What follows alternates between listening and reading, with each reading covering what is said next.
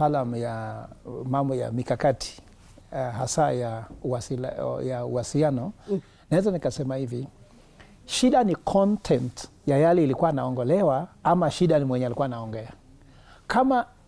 Kama the speech is poor, can the speaker improve the speech? Ama kama hakuna content, kwa sababu ofisi ya serikali imekuwa ikiendeleza tu uongo, tunaahidi hii, tunatenga hii. Sasa hata kama Charles Owino kwanza natoka Ugenya sehemu kwetu, kwa hivyo congratulations to him.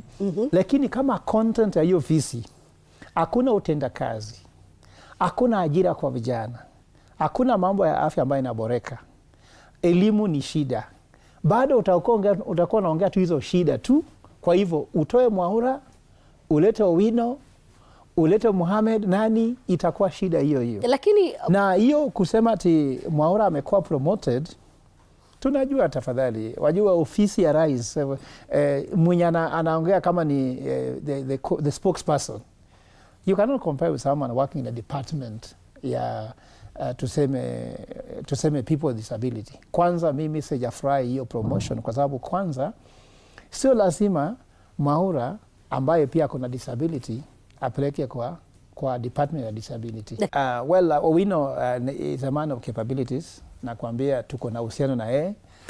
Babangu alikuwa anaomba kwa boma lake, sasa tunajua. Lakini kusema ukweli, kufaulu sio kwa sababu yeye alikuwa amefaulu kwa kuongea mambo ya polisi.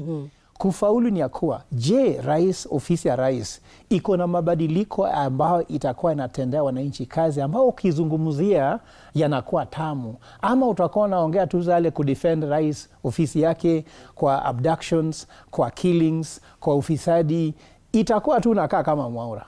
Sioni tofauti. Rais hafai aongee kila kitu. Kuna vitu hata hugongei na zinafanyika. Ukikuja kwangu nyumbani, si lazima niseme upikiwe chai ndio upewe chai. Utapata tu chai iko mezani. Si lazima niongee. As a head of state, kuna kile wanaita executive order. Executive order inatolewa na rais, baadaye inachukuliwa na minister kutoa ministerial policy ya kutekeleza hiyo executive order. Alafu head of department, which is called the PS, anachukua execution framework. Unaona? Alafu agency ni police. Unaongea kana kwamba wewe ni commissioner of police, kama wewe ni rais. Mimi nyumbani kwangu ukifika nitakaa tu ni kama hakuna kitu sijui. Utaambiwa tu wezi toka bila hujakunywa chai. Kwa sababu hiyo order nilishafanya kitambo. Sivyo? As a president, you must be presidential.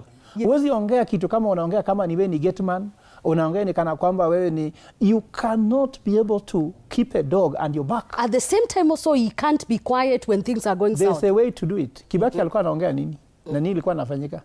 Nani alisema if you rattle a snake you'll be bitten by the snake? Did Kibaki say it? Kuna mtu ndiye alisema, naye alinyamaza. Na the snake was biting people, the snake man. Sasa you should not shout. Ndio maana hata uongea mambo ya Raila Odinga hapa.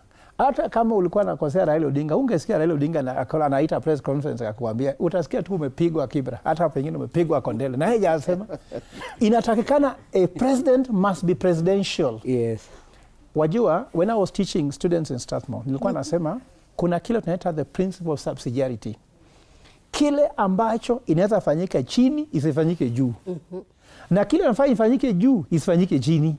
Kwa hivyo huwezi kuwa bwana kwa nyumba, wewe ndio unaongea vile sukuma ndio ikatwe, una supervise mpaka unga no, come on. As a president, don't do. But wacha nikwambie the gist of the matter. Kama mwenye mtaalamu wa uongozi, naweza nikasema hivi, hiyo amri ya rais haitatatua hiyo mambo. Hakuna mwenye mama alienda kuchukua mimba ya genge. Kila mtu alizaliwa kama mtoto ambaye mamake aliona huyu atakuwa daktari, huyu atakuwa profesa, huyu atakuwa wakili, huyu atakuwa mwanasiasa. Lakini ni kulingana na uchumi ndio imefanya what we call the genge la uchumi la genge, economy of goons. Penye unajua usipokuwa goon huwezi kula. Hakuna kazi. 60% ya vijana hawana ajira. Kwa hivyo hata watu wa siasa wanajua wanataka genge. Hata Ruto ako na genge yake. Kwanza yeye anafaa achome genge yake kwanza, tuone kama amaliza genge yake. Alafu ya pili aseme mwingine pia afanye yake. Kulikuwa tunasoma kitabu kama tuko shuleni penye kulikuwa na huyu mnyama alidanganya mwenzake, nenda uwe mama yako, mimi nishaua wangu. Kumbe yeye hakuwa ameua mama yake. Yeye anakula vizuri na mama yake. Na sasa kwanza rais mwenyewe abandue genge yake, amalize kabisa. Ndio sasa awaambie watu wengine, ninyi pia mmalize genge lenu. Nimesema yani watu hizo hazitafanyika. Kama unangoja gas cookers na nini 2027, sahau. Alafu polisi ni wachache. Do you know that there are around 150,000 policemen in Kenya? Sasa wezi deploy hiyo kwa all constituencies. Sio wengi hivyo sana. Those numbers we know them, the president knows them.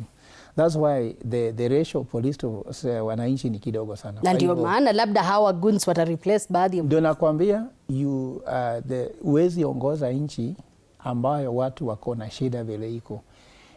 The most countries ambao kuna peace, haina peace kwa sababu wako na polisi wengi. Peace is about delivery. Ndio maana hata anasema hapa sasa, hata umesema matamshi ya rais itazaa matunda.